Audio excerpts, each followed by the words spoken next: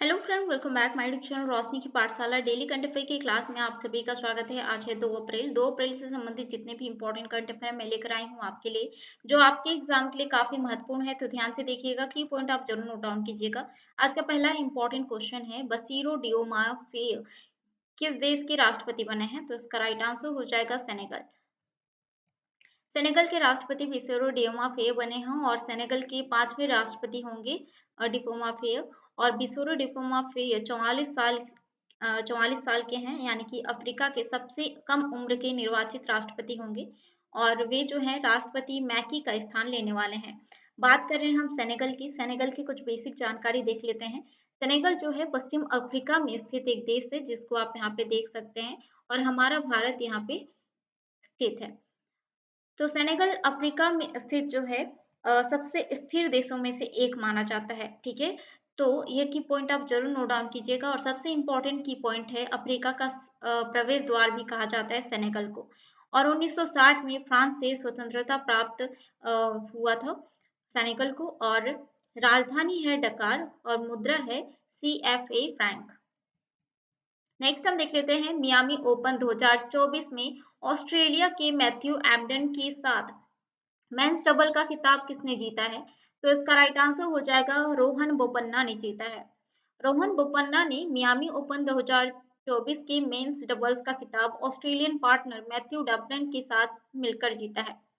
और Australian open 2024 भी जो है उन्होंने दोनों इन दोनों की जोड़ी ने जो है जीता था।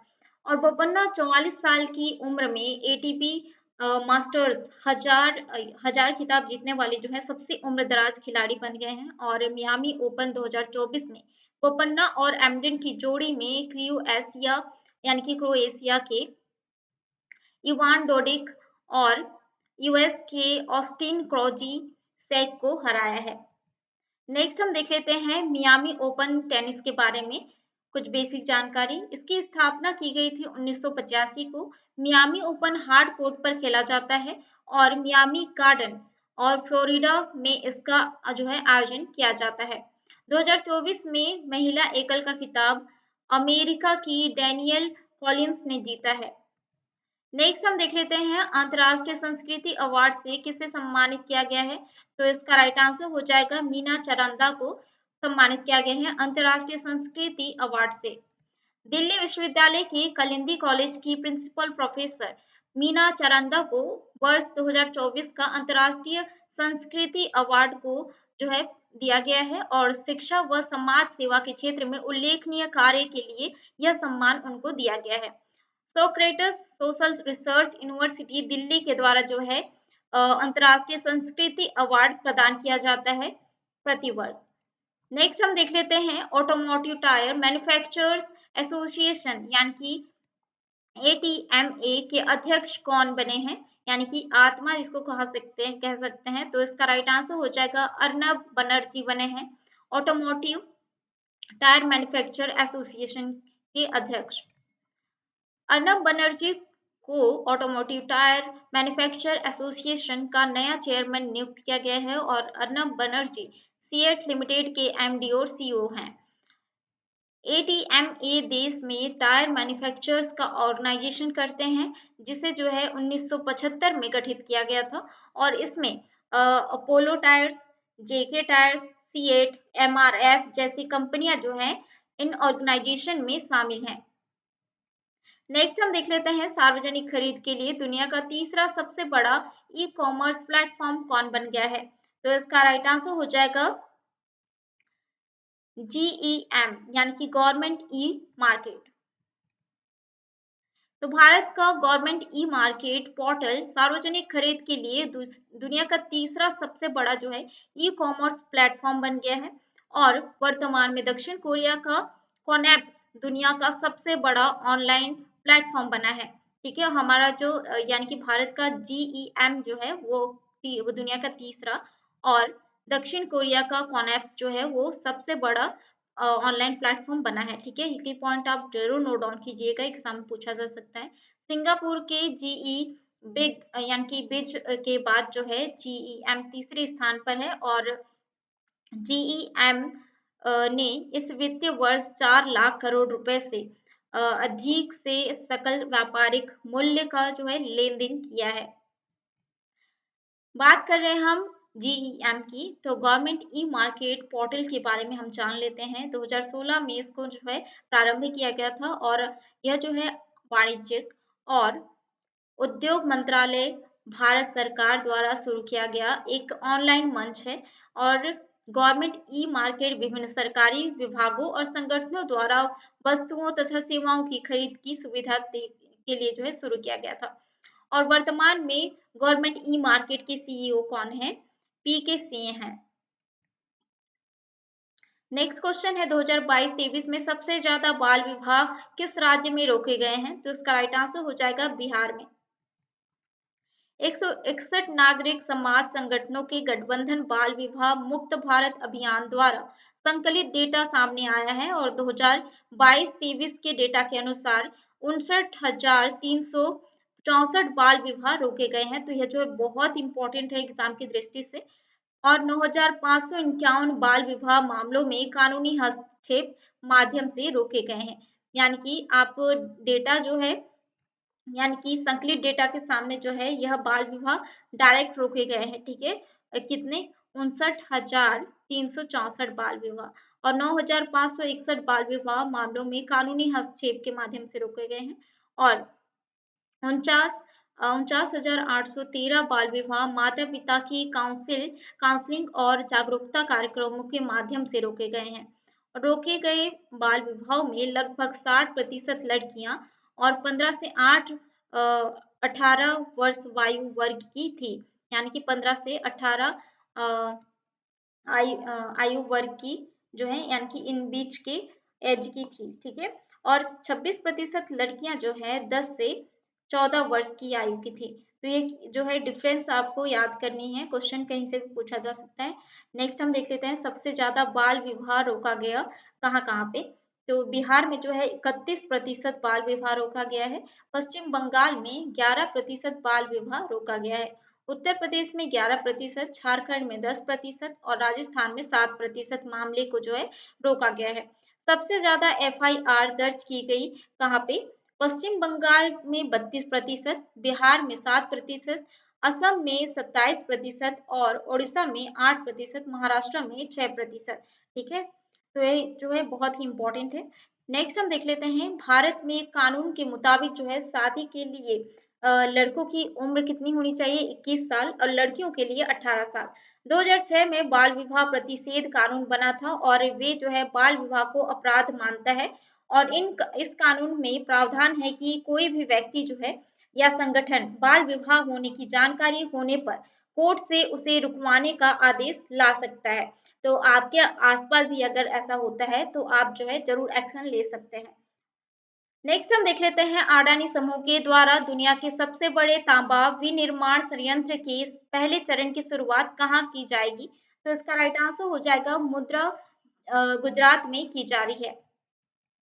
अडानी ने नेतृत्व वाले समूह ने गुजरात के मुद्रा में दुनिया के सबसे बड़े तांबा विनिर्माण संयंत्र के पहले चरण की शुरुआत की घोषणा की है और यह संयंत्र तांबे के आयात यानी कि आयात पर भारत की निर्भरता को कम करने में मदद करेगा और मार्च 2029 तक जो है यह संयंत्र 1 मिलियन टन की पूरी क्षमता के साथ कार्य करना प्रारंभ कर देगा।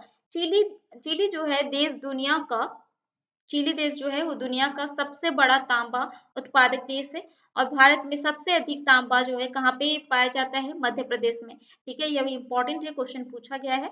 और भारत में तांबे का दूसरा सबसे बड़ा उत्पादक जो है कौन सा है? वो राजस्थान है। ठीक है, पहले स्थान पर कौन है?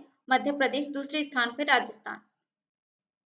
तांबे के अयस्कों के बारे में आप जान लीजिए और कोल्कोसाइट और क्यूप्राइट, मेलाकाइट और एक मिनट मेलाकाइट और अजुराइट। ठीक है, यह जो है तांबे के अयस्क के प्रकार हैं। तो अडानी की हम बात कर रहे हैं, अडानी से संबंधित जो है महत्वपूर्ण करंट अफेयर डिस्कस कर लेते हैं। तो अडानी ट्रांसमिशन लिमिटेड को गोल्डन पीकॉक पर्यावरण प्रबंध पुरस्कार 2023 से सम्मानित किया गया है और रिलायंस इंडस्ट्रीज ने एमपी में अडानी की कंपनी में स्वामित्व वाली एक बिजली परियोजना में 26% की हिस्सेदारी हासिल की है। और गोपालपुर पोर्ट ओडिशा में अडानी पोर्ट्स ने 95% हिस्सेदारी खरीदी है और अडानी पोर्ट्स के एमडी कौन है? करण अडानी बने हैं। और कानपुर में अडानी समूह साउथ एशिया की सबसे बड़ी हथियारों की फैक्ट्री भी स्थापित करेगा। नेक्स्ट हम देख लेते हैं उत्कल दिवस या ओडिशा दिवस कब मनाया जाता है। तो प्रति वर्ष 1 अप्रैल को मनाया जाता है ओडिशा दिवस। ओडिशा राज्य का गठन 1 अप्रैल 1936 को हुआ था और आजादी से पहले ब्रिटिश शासन के अंतर्गत ओडिशा बंगाल प्रेसिडेंसी का एक हिस्सा था। ओडिशा के बारे में हम जान लेते हैं ओडिशा की कुछ बेसिक जानकारी। गठन 1 अप्रैल 1936 को हुआ था और राजधानी भुवनेश्वर है। राज्यपाल रघुवर दास जी हैं और मुख्यमंत्री नवीन पटनायक जी हैं। विधानसभा की 147 सीटें हैं और राज्यसभा की 10 सीटें, लोकसभा की 21 सीटें। यहाँ पे आप देख सकते हैं छत्तीसगढ़ को। छत्तीसगढ़ जो है ओडिशा के साथ सीमा साझा करने वाले यानी कि सबसे ज्यादा सीमा साझा किसके साथ करती है? ओडिशा के साथ। और सबसे कम जो है किसके साथ? आंध्र प्रदेश के साथ। नेक्स्ट हम देख लेते हैं और भारतीय नौसेना ने किस ऑपरेशन के तहत ईरानी जहाज अल कंबर को बचाया है? तो इसका राइट आंसर हो जाएगा ऑपरेशन संकल्प के द्वारा जो है बचाया है। एक मिनट, हाँ, ऑप्शन सी इसका राइट आंसर है। नौसेना के जहाज आईएनएस सुमेधा ने हिंद महासागर में ऑपरेशन संकल्प के तहत ईरान की मछली पकड़ने वाली नौका अल अल कंबर को यानी कि समुद्री लुटेरों से मुक्त करा लिया है। यानी कि ऑपरेशन संकल्प क्यों चालू किया गया है? क्योंकि समुद्री यानी कि जैसे कि आप मूवी वूवी में भी देखते होंगे कि ट्रेन को लूटा जाता है और डाकुओं के द्वारा और जो है समुद्री जहाजों को भी लूटा जा रहा है। ये हकीकत में भी लूटा जा रहा है, इसीलिए जो है ऑपरेशन संकल्प चलाया गया है लुटेरों से बचाने के लिए, डाकुओं से बचाने के लिए। तो जहाज का अपहरण करने वाले 9 डाकुओं को जो है आत्मसमर्पण के लिए बाध्य किया है यानी कि ऑपरेशन संकल्प। और आईएनएस सुमेधा ने आईएनएस त्रिशूल के साथ मिलकर ईरान की जहाज अल कंबर को बीच समुद्र में रोका है और जहाज में तैनात 23 पाकिस्तानी नागरिकों को सोमाली समुद्र लुटेरों से बचाया है। ऑपरेशन संकल्प की हम बात कर रहे हैं। ऑपरेशन संकल्प के बारे में कुछ बेसिक जानकारी देख लेते हैं। भारतीय नौसेना ने नौ परिवहन और व्यापार के हिंद महासागर को अधिक सुरक्षित सुनिश्चित करने के लिए ऑपरेशन संकल्प शुरू किया है। तो यह ऑपरेशन संकल्प जो है कहाँ पे चलाया जा रहा है? हिंद महासागर में, ठीक है, सुरक्षित और सुनिश्चित करने के लिए, ठीक है, नौसेना के नौ परिवहन और व्यापार के लिए, ठीक है। भारतीय नौसेना के अनुसार 23 मार्च 2024 तक उसने 110 लोगों की जान बचाई है, जिनमें 45 भारतीय और 65 विदेशी नागरिक थे। और नौसेना स्टाफ के प्रमुख एडमिरल कौन है? आर हरि कुमार जी हैं, ठीक है। तो इसका की पॉइंट आप जरूर नोट डाउन कीजिएगा, एग्जाम की दृष्टि से इंपॉर्टेंट है। नेक्स्ट और लास्ट, आज की लास्ट करंट अफेयर को हम देखते हैं।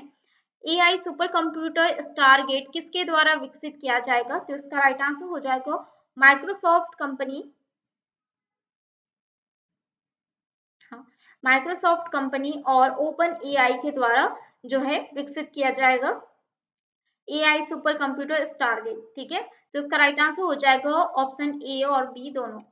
माइक्रोसॉफ्ट और ओपन एआई एक विशाल डेटा सेंटर प्रोजेक्ट पर काम कर रही है और इस प्रोजेक्ट की लागत लगभग 100 बिलियन डॉलर तक हो सकती है।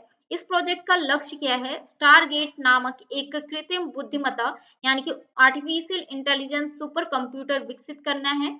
और ओपन एआई एक अमेरिकी संगठन है जिसे 2015 में बनाया गया था और इसका मुख्य उद्देश्य है कृत्रिम बुद्धिमत्ता पर शोध करना। और वर्तमान में ओपन एआई के सीईओ कौन है? सैम अल्टमैन है, जिनको आप यहाँ पे देख सकते हैं। और माइक्रोसॉफ्ट दुनिया में कंप्यूटर सॉफ्टवेयर का सबसे बड़ा विक्रेता है। माइक्रोसॉफ्ट की स्थापना 4 अप्रैल 1975 को की गई थी। माइक्रोसॉफ्ट के संस्थापक बिल गेट्स, पॉल एलन हैं। अब बारी है रिवाइज करने की पिछले करंट अफेयर को। अगर आप डेली करंट अफेयर के क्वेश्चन आंसर देखते हैं तो प्लीज रिवाइज के आंसर जरूर दीजिएगा, इससे आपकी प्रैक्टिस होगी। आज का पहला क्वेश्चन है, 150 अंतर्राष्ट्रीय फुटबॉल मैच खेलने वाले भारत के एकमात्र फुटबॉलर कौन बने हैं? तो इसका राइट आंसर हो जाएगा सुनील छेत्री बने हैं। ठीक है। बैंक ऑफ महाराष्ट्र के एमडी और सीईओ कौन बने हैं? तो इसका राइट आंसर हो जाएगा निधु सक्सेना बने हैं। किस राज्य के 4 बाघों को राजस्थान में स्थानांतरित किया जाएगा? तो इसका राइट आंसर हो जाएगा उत्तराखंड। नेक्स्ट क्वेश्चन है, राष्ट्रपति द्रौपदी मुर्मू ने हाल ही में कितने व्यक्तियों को भारत रत्न प्रदान किए हैं? तो इसका राइट आंसर हो जाएगा 4 व्यक्तियों को प्रदान किए गए हैं। अंतर्राष्ट्रीय शून्य अपशिष्ट दिवस कब मनाया जाता है? तो इसका राइट आंसर हो जाएगा 30 मार्च को प्रतिवर्ष मनाया जाता है। अभ्यास गगन शक्ति 2024 का आयोजन किस राज्य में किया जाएगा? तो इसका राइट आंसर है राजस्थान में किया जाएगा। कोरोना वायरस नेटवर्क कोविनेट की शुरुआत किसने की है? तो इसका राइट आंसर हो जाएगा वर्ल्ड हेल्थ ऑर्गेनाइजेशन ने किया है। FIH एथलीट पैनल के को प्रेसिडेंट कौन बने हैं? तो इसका राइट आंसर हो जाएगा PR श्रीजेश बने हैं। महिला एशिया कप T20 आयोजन किस देश में किया जाएगा? तो इसका राइट आंसर हो जाएगा श्रीलंका में किया जाएगा। दुनिया के पहले ओम आकार के मंदिर का उद्घाटन कहाँ किया गया है? तो इसका राइट आंसर हो जाएगा पाली राजस्थान में किया गया है। अब बारी है एडिशनल जीके की। आज के एडिशनल जीके में हम देखने वाले हैं प्रमुख पुरस्कारों के बारे में। तो वैश्विक असमानता अनुसंधान पुरस्कार किनको दिया गया है? जेम्स बॉयस और बीना अग्रवाल को। और प्रधानमंत्री नरेंद्र मोदी जी को ऑर्डर ऑफ द डुक्लाइपो जो है पुरस्कार दिया गया है, जो कि भूटान का सर्वोच्च पुरस्कार है। और प्रभा वर्मा जी को दिया गया है सरस्वती सम्मान 2023। महाराष्ट्र गौरव पुरस्कार किनको दिया गया है? डॉक्टर उमा रेले को। और डायना मेमोरियल अवार्ड से सम्मानित किया गया है उदय भाटिया और मानसी गुप्ता को। PV Narasimha Rao memorial award से सम्मानित किया गया है रतन टाटा जी को। और इरासमस पुरस्कार 2024 से सम्मानित किया गया है अमिताभ घोष जी को। संगीत कलानिधि पुरस्कार 2024 से सम्मानित किया गया है TM कृष्णा को। और डॉक्टर ऑफ सिविल लॉ की मानद उपाधि जो कि मॉरिशस द्वारा प्रदान किया गया है राष्ट्रपति द्रौपदी मुर्मू जी को। और चमेली देवी जैन पुरस्कार 2024 पुरस्कार जो है ग्रीष्मा ठाकुर और रितिका चोपड़ा को प्रदान किया गया है, जो कि एक जर्नलिस्ट हैं। ठीक है, तो यह जो है इम्पोर्टेंट करंट अफेयर आज का। तो आज का करंट अफेयर कैसा लगा तो प्लीज कमेंट करके जरूर बताएं। और ऐसे ही डेली करंट अफेयर के क्वेश्चन आंसर देखने के लिए आप मेरे चैनल को सब्सक्राइब कर सकते हैं। साथ ही बेल आइकन को प्रेस कीजिए ताकि आने वाली वीडियो का नोटिफिकेशन आपको मिलता रहे। मिलते हैं नेक्स्ट वीडियो में इंपॉर्टेंट जीके क्वेश्चन के साथ। आशा करती हूँ आपके लिए काफी इन्फॉर्मेटिव रहा होगा। आप टेलीग्राम ग्रुप से भी जुड़ सकते हैं। टेलीग्राम ग्रुप का जो लिंक है डिस्क्रिप्शन में दिया हुआ है। मिलते हैं नेक्स्ट वीडियो में।